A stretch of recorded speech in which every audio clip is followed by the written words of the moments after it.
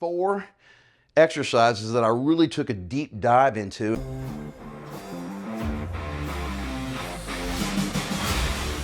Hi guys, I'm Mark McKillier with Live Anabolic, and today I'm answering the question one of you viewers posted below another video on this page. So someone asked me to demonstrate 4 of the most common dumbbell exercises and then kind of get into detail about the do's and don'ts for the 4 different exercises. And so that's what this video is. So we actually do read your comments, all right, below these videos. And when you ask questions that are relevant for the channel as a whole, we'll actually shoot a video. So keep up with the great comments below these videos. Now, the 4 different exercises are, we're gonna go with bench press, squats, curls, and then he asked about a specific shoulder exercise, okay? But I'm actually gonna give you 4 different shoulder exercises because so many people watching right now have got bad shoulders and just can't do certain exercises. His was a military press. What, I don't know, 3/4 of you guys can't lift a weight over your head. So I'm gonna give you 3 other options for a shoulder exercise. So that is today's video. All right, so the first exercise that he asked about, and that, you know, I'm sure 90% of the people watching do on a regular basis, is a bench press. Now, because I work out at home, or if you guys work out at home, a lot of y'all don't actually have a rack with a bar. So you're using dumbbells. I prefer dumbbells over a bar, okay? And I'll get into that in just a second. But I also prefer to be doing bench press on a slight incline. And be careful, guys. I wouldn't go any steeper than this, okay? This is about a 30-degree incline here. And the reason is when you get the bench too steep, you start putting more and more emphasis on your shoulders, especially the front part of your delt, and you start de-emphasizing your chest. Now, when you're on a slight incline like this, you work your entire chest muscles, your entire pecs, and there's 2 major muscle groups. And the upper one, your upper pecs, are typically harder to get and underdeveloped on the vast majority of guys, myself included. So when I'm doing dumbbell chest presses, I always do them with an incline because I want to add a little extra emphasis to the upper portion of my chest. Now guys, it still gets the lower portion. All right, you're not totally neglecting, you know, the 2/3 of your chest muscle. It's just adding a little more emphasis to the upper part. And then the other thing I do is I will vary the bench angle. Okay, so I might do 2 sets at this, all right, angle, and then I might lower it and do 2 more sets, all right? So that's the deal, guys. All right, so let's just kind of go through the basic motion here. You're gonna hear me say this on all the different exercises today, and that is range of motion is really important, okay? So you really wanna get as much muscle stretch as you can because a lot of studies show that the majority of the muscle building process occurs at the most stretched part of the range of motion, okay? So when your muscles are stretched out the most is the most important part, all right, to have tension. So here we go, guys. So this is as far as deep as I can get. See how the flanges are touching my shoulders? All right. Now, we're gonna go straight up. Now, notice at the top how I'm not locking my elbows out. If you lock your elbows out and bring the dumbbells together like I see a lot of people do, now the weight is really being carried by my bones and joints. It's going straight down through my elbows, and my shoulders are all kind of in a line. And I basically am not using any effort right now with my pecs. All right, my pecs have very little stress on them. But if I stop about right here, my pecs are still flexed. All right, they still have to hold this weight up. And I come down until I feel these flanges just touch my shoulders and then back up. The other thing is, guys, you don't want to flare your elbows straight out like this, okay? You don't activate as much of your pecs. So I like to let the dumbbells turn slightly here. And then when I bring my elbows down, see how they're closer to my torso. Now they're not tight, but they're not way out here either. They're kind of in between, all right?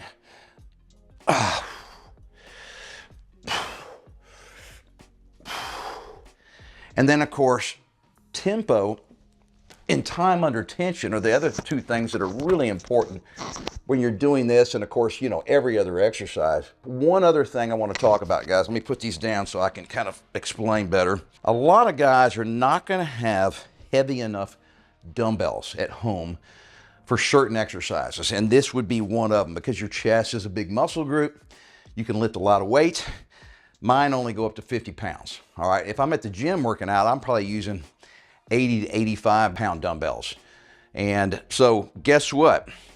This isn't nearly enough weight at home, but I can make these 50 pounders feel like 80 pounders simply by slowing the tempo down relative to what I do at the gym with a heavier weight, because that time under tension increases.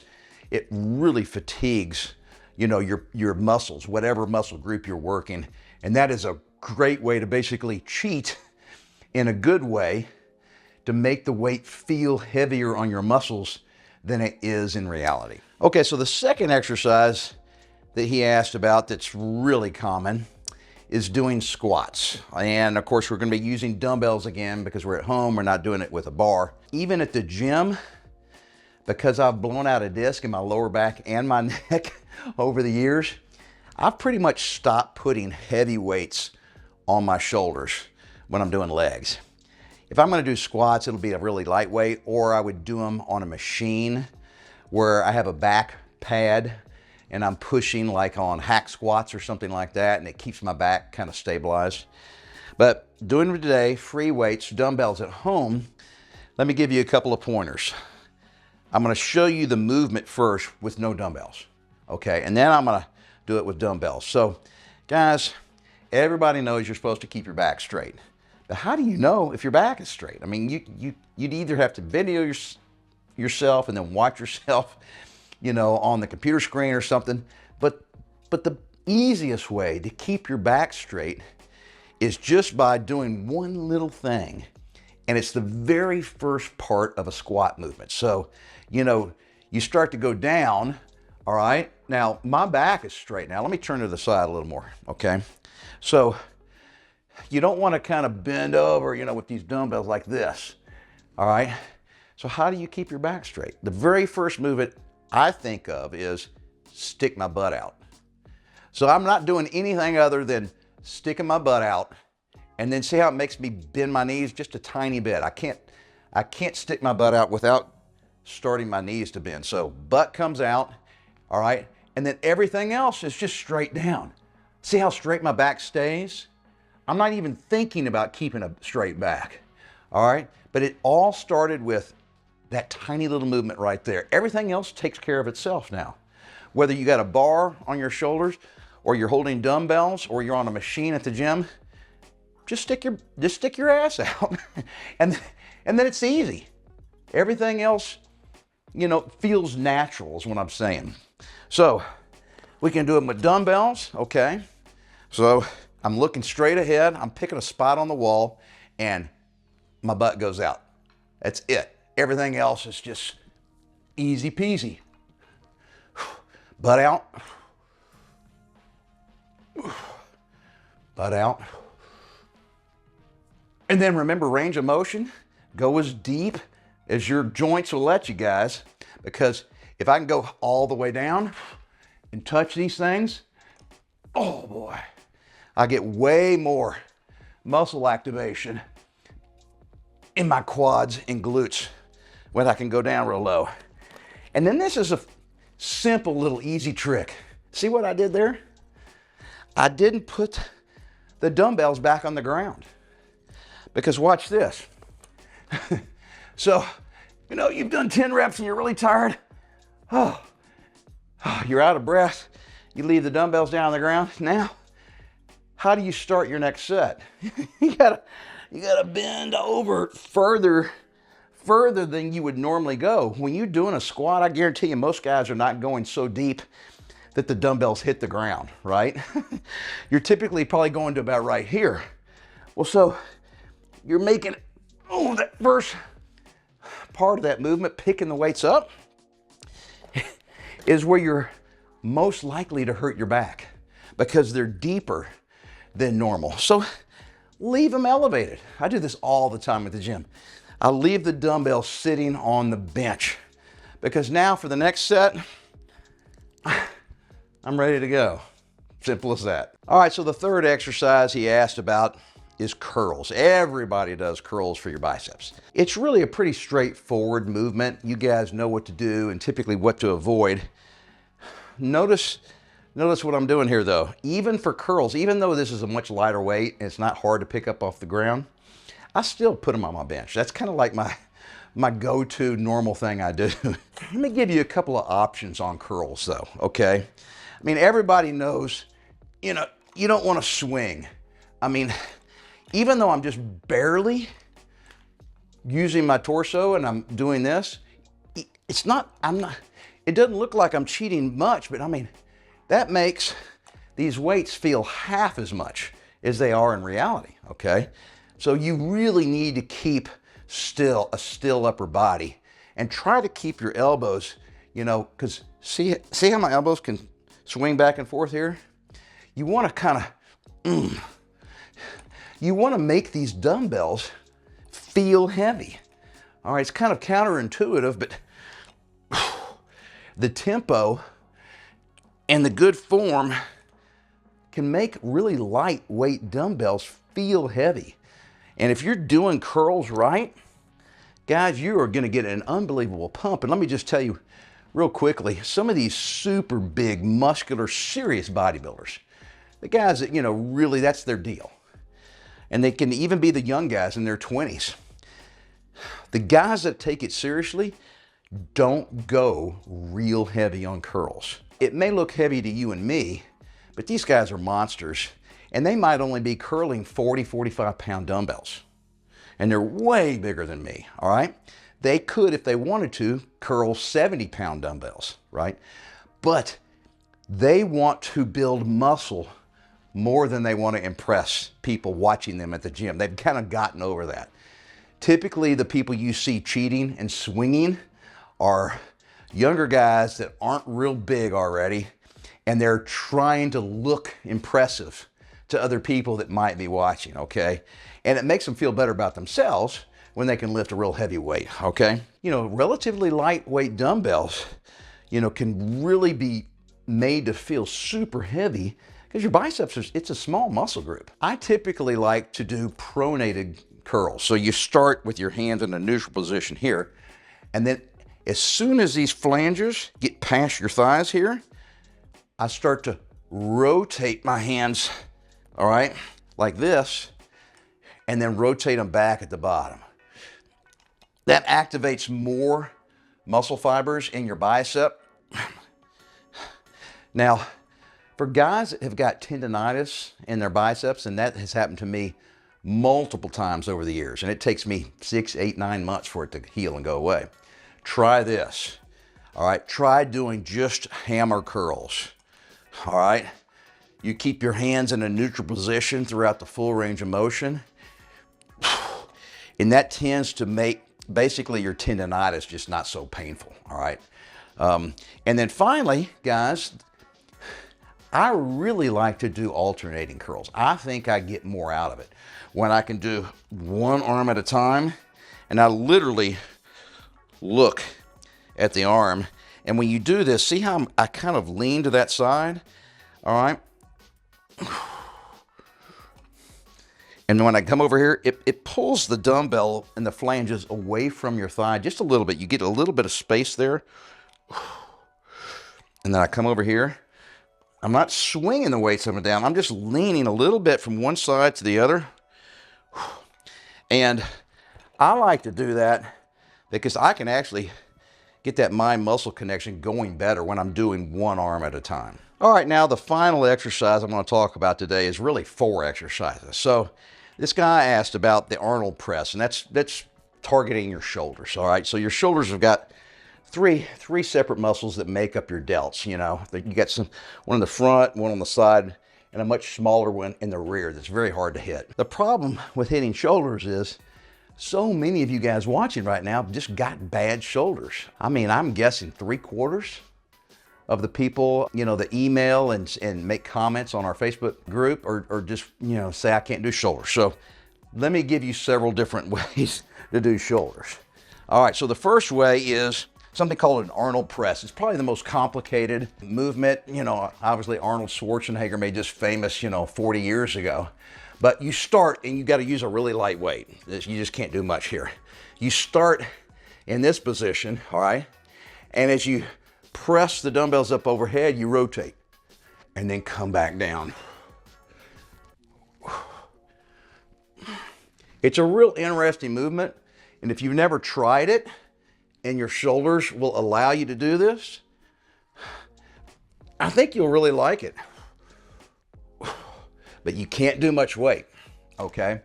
So that is for guys whose shoulders are in pretty good shape. Now, a standard military or just overhead press is basically, straight from here and then up.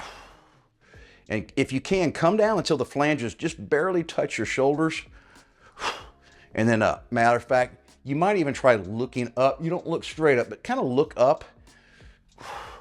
It gets your neck in a more neutral position, believe it or not, and it makes that movement a little easier.